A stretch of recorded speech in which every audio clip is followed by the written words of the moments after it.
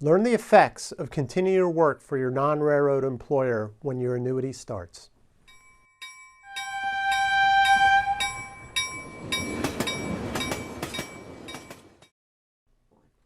Welcome everyone to another edition of the Highball Advisors Railroad Retirement Whiteboard.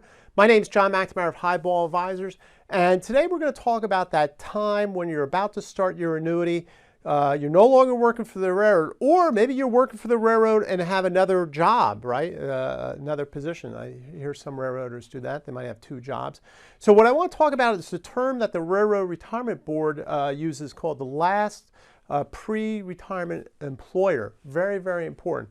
But first, there's two things that identify if you have a position, okay, a non-railroad position, and then you go and start your annuity, right?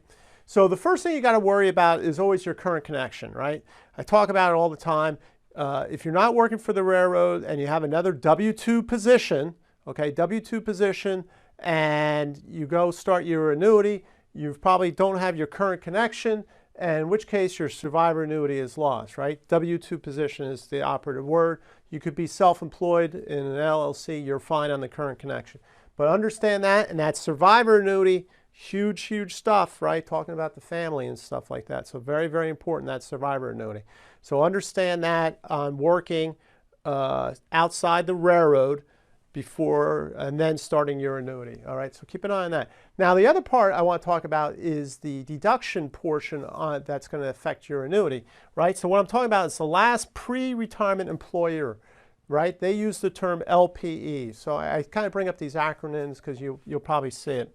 So it's the employer within the 6 months of the annuity begin date, ABD, right? So if you left the railroad and you're maybe working at Home Depot, right, for the year between your annuity starts, right? Who's your employer the 6 months before your annuity starts, right? That's a non-railroad, so your current connection's gone, and now you have a last pre-retirement employer. Now, assuming you're going to continue to work for that employer, this is where the reductions are going to come in, okay? So.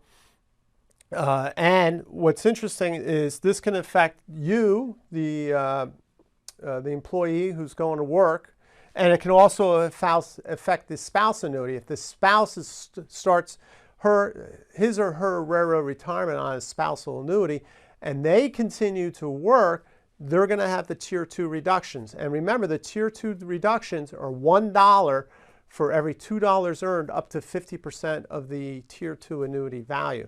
So very, very important. So, you might be having a job where, oh, I'm working for the railroad and, I'm working part-time right before the annuity starts. And then your annuity starts saying, oh, I left the railroad, but I saw my part-time job.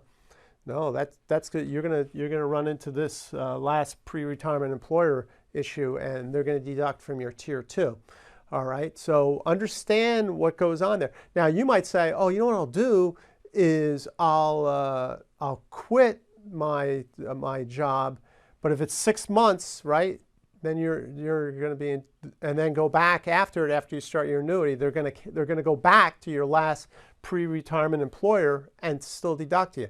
So 6 months is that big window, okay, and that employer, very, very important. Now, remember, this can occur at any age. So like full retirement age, 67 or whatever, it doesn't matter. If you go back to that, if you go back to the last pre-retirement employer, right, LPL, at any time, they're going to come for the Tier 2 deduction.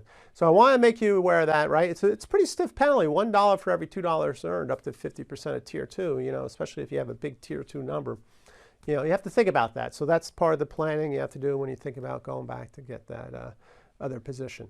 So feel free to reach out to me if you have any questions about that, especially if you're at or near retirement. I mean, these are the types of issues that you really got to lock these things down, right, to understand what your retirement income looks like. So go through my Boarding for Railroad retirement process. Like I said, if you're at or near retirement, we'll go through a lot of this, see where the penalties are, see what's going to be hitting us, that type of thing.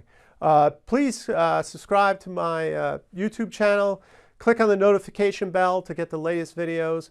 And until next time, everyone, please stay safe, stay on track, and take care. So long, everybody. Bye.